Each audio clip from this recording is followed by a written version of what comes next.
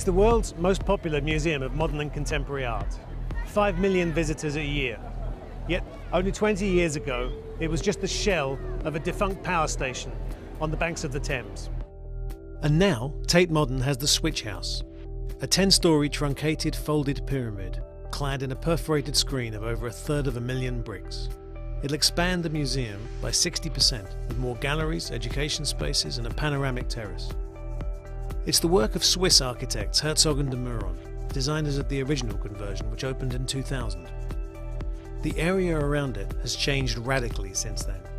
What was once a post-industrial landscape with derelict wharves and warehouses interspersed with social housing has become prime real estate. Tate Modern has been a key driver in the regeneration and subsequent gentrification.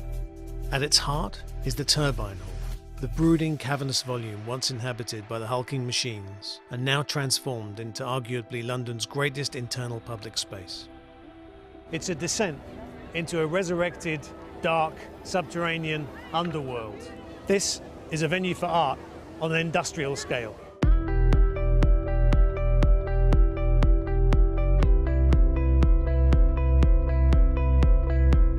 So Jack, here we are in the new extension to Tate Modern. You started working on the building 22 years ago. Yeah. How does it feel to come back and extend your own building? That's a very psychological question because, as you said, 22 years is a lot of time in everybody's life. And when we were announced the winners, we were pretty young architects and very excited to get started to work on such a amazing project. And now later we were in a different position. We could do more things, we were more experienced, but we were less naive. You develop, you become a different person. Right. And nevertheless, you have to accept that, what you've done, and to take it further. You refer to it as being a bit like a city, that you have the square and the tower. So I guess in a way it's a kind of urbanism, isn't it, to Absolutely. Carry on a building like this? Absolutely. We really love to use the enormous energy that was lying within this given industrial structure by the Giles Scott building. And I think even the new one has kind of a spirit that is very mindful of the former power station. The way you've chosen to articulate it with this brick veil and the folds, it emphasizes the height, but it's quite a soft way of building in a way, isn't it? You talk about it as knitwear. Yeah. Yes, that was very important to have this soft moment, but also the robustness. You look in this floor, you see these concrete trusses, which are very powerful. Also the notion of a monument. It has some monumental scale, but never should it be overwhelming. We always tried our best to also provide intimate spaces, like in nature, under a tree, you know, that gives you a feeling of being protected and not exposed and overwhelmed by standing in awe in front of, I don't know, some kind of religious monumentality. That was never, of course, the plan.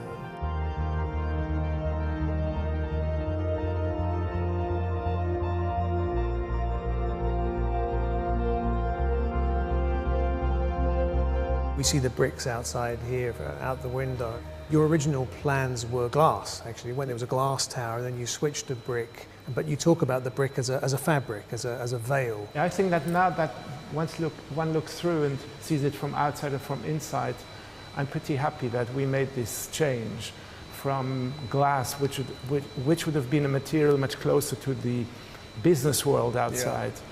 And clearly the Tate now makes for one site, one coherent site, where the old parts and the new parts integrate into one thing. With the old building, the power station, the way it addressed London was kind of curious because it was a blank wall to the river and a blank wall to Southwark. This changes that orientation and makes it much more open, doesn't it, as well? So Southwark and the Thames and central London will be connected. And the Tate makes for a walkthrough. You can even walk through the Tate, which is a major museum, just as a normal passerby. You know, you walk through it like through a piece of city. Yeah. I think that's certainly part of the success of the Tate. It's open for everybody. Yeah.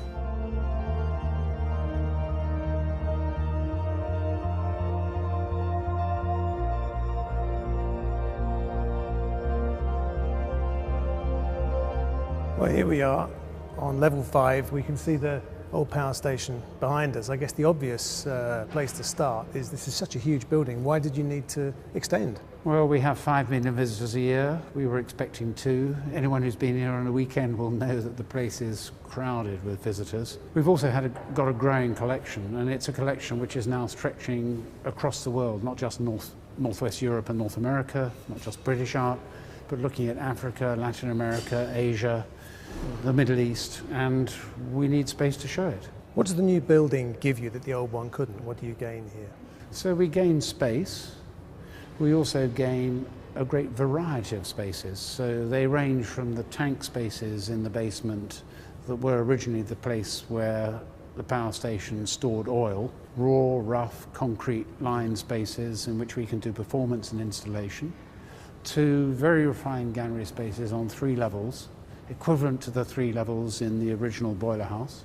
You'll get a different sensation according to which part of the building you're in, which galleries you're in, and they'll be usable for different kinds of art. I think our whole idea about what can happen in a museum was changed by Tate Modern, and now we're going to have an opportunity to demonstrate just how rich those opportunities are.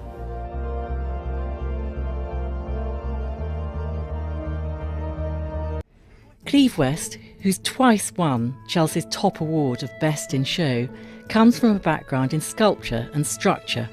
He rates hard landscaping as so important he's even considered forgetting the plants altogether.